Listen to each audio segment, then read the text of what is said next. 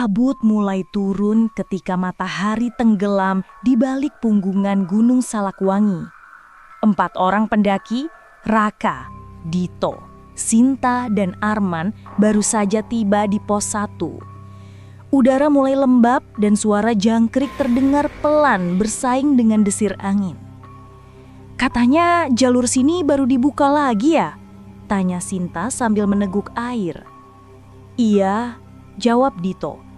"Jalur lama dulu ditutup karena longsor, tapi kata warga sekarang aman." Raka hanya diam. Ada sesuatu yang membuatnya gelisah sejak meninggalkan base camp. Mungkin karena rimbunnya hutan pinus yang menutupi sinar matahari, atau mungkin karena cerita penjaga base camp tadi. Kalau kabut turun cepat, jangan jalan terus. Dan kalau dengar suara orang manggil dari belakang, jangan noleh. Waktu itu Raka hanya tertawa, mengira itu sekadar menakuti pendaki baru. Tapi sekarang, kabut sudah mulai menelan sebagian jalur pendakian. Sekitar pukul 7 malam, mereka tiba di pos 2, tempat tanah agak datar dengan beberapa batu besar dan sisa api unggun pendaki sebelumnya. Mereka memutuskan untuk bermalam di sana. Ketika tenda selesai didirikan, Dito menyalakan api unggun kecil. Suasananya hening, hanya terdengar suara kayu terbakar dan hembusan angin. "Gila, sepi banget ya. Harusnya weekend gini banyak pendaki lain," ujar Arman. "Kayaknya orang masih takut lewat jalur lama," jawab Raka pelan. "Banyak yang bilang tempat ini belum sepenuhnya bersih." Sinta menoleh. "Maksudnya?" Raka ragu, tapi akhirnya bercerita. Dulu, pernah ada kelompok pendaki yang hilang di jalur ini. Katanya mereka tersesat pas kabut turun, dan cuma 1 yang ditemukan selamat. Tapi anehnya, dia katanya sering ngomong sendiri setelah turun gunung, terus meninggal seminggu kemudian. Sinta menelan ludah. "Dan kamu baru bilang sekarang?" Malam makin larut, kabut semakin tebal dan suhu menurun drastis. Ketika api unggun hampir padam, tiba-tiba terdengar suara langkah dari arah jalur bawah. Tap, tap, tap. Ada pendaki lain kali, kata Dito. Ia berdiri dan menyorotkan senter, tapi cahaya itu hanya menembus kabut tanpa memperlihatkan siapapun.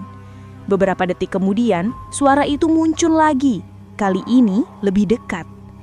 Tap, tap, tap. Namun anehnya, langkah itu berhenti tepat di belakang tenda mereka. Raka memanggil, "Halo, ada orang?" Tidak ada jawaban.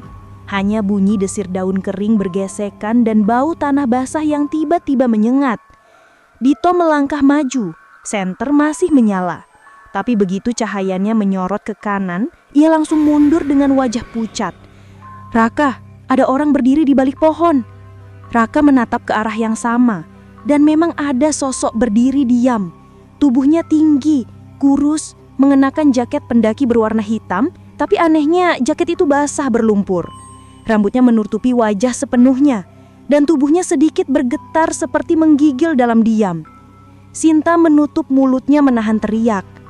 Begitu Raka melangkah 1 langkah ke depan, sosok itu menunduk, lalu menghilang ke dalam kabut begitu saja. Mereka panik dan segera masuk ke tenda. Dito menutup resleting rapat-rapat, sementara Raka mematikan senter. "Gila, itu tadi apaan?" desis Arman. "Tenang dulu," kata Raka pelan.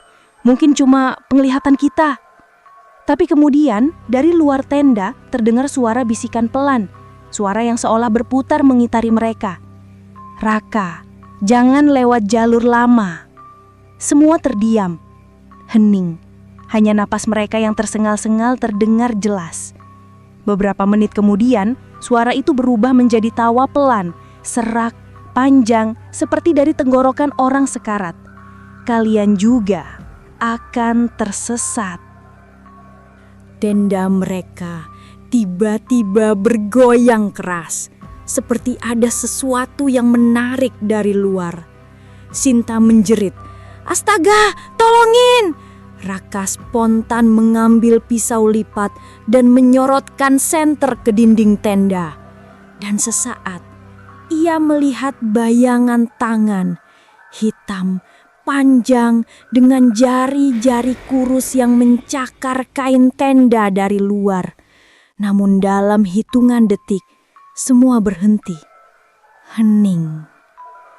Ketika pagi tiba, mereka mendapati tanah di sekitar tenda penuh bekas kaki telanjang berwarna kehitaman mengarah ke jalur menurun yang tidak ada di peta pendakian.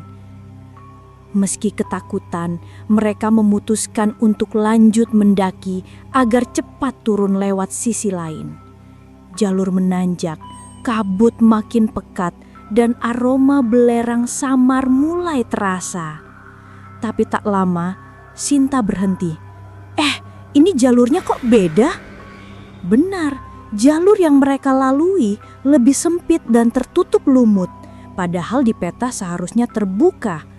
Kayaknya kita nyasar, coba kita balik.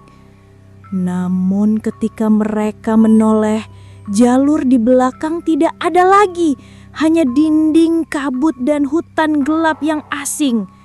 Mereka panik, tapi tiba-tiba dari kejauhan terdengar suara seseorang memanggil. "Raka, Dito, sini, lewat sini." Suara itu terdengar sangat jelas, seolah seseorang dari kelompok mereka sedang menunggu di depan. Tapi anehnya, itu suaranya Sinta, padahal Sinta berdiri tepat di sebelah Raka. Sinta menatap Raka ketakutan. "Itu suaraku sendiri." Langit mulai menggelap padahal baru sore. Raka memutuskan untuk berlari mengikuti arah yang menurutnya jalur utama. Tapi di tengah kabut, mereka malah menemukan sebuah papan kayu patah bertuliskan "Jalur lama ditutup permanen."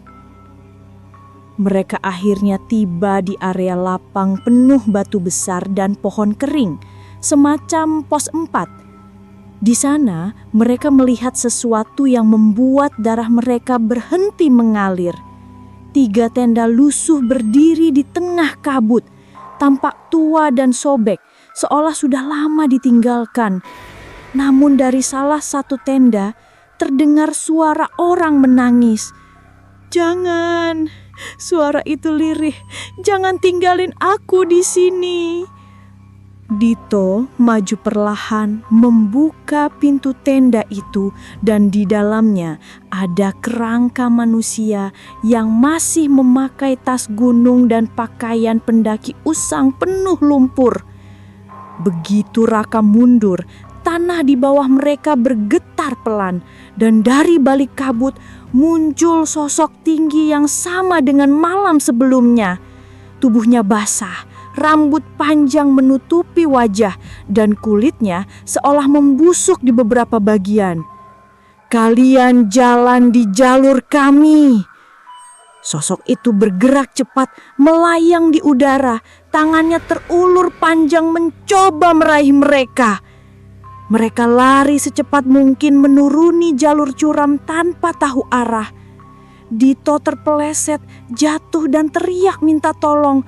Tapi ketika Raka menoleh, Dito sudah tidak ada. Hanya kabut putih pekat yang menggulung seperti gelombang. 3 hari kemudian, tim SAR menemukan Raka, Arman dan Sinta di pinggiran jurang bawah Gunung Salakwangi. Mereka dalam keadaan syok, pakaian sobek dan tubuh penuh luka lecet. Ketika petugas menanyakan apa yang terjadi, mereka hanya menjawab singkat, "Kami tersesat di jalur lama." Namun yang membuat petugas terdiam, di logbook base camp nama kelompok mereka tercatat 2 kali.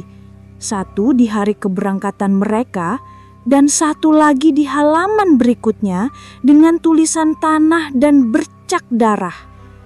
"Kami sudah sampai di pos 2. Tunggu kami tidak sendiri." Petugas mengaku tulisan itu muncul sehari sebelum mereka ditemukan.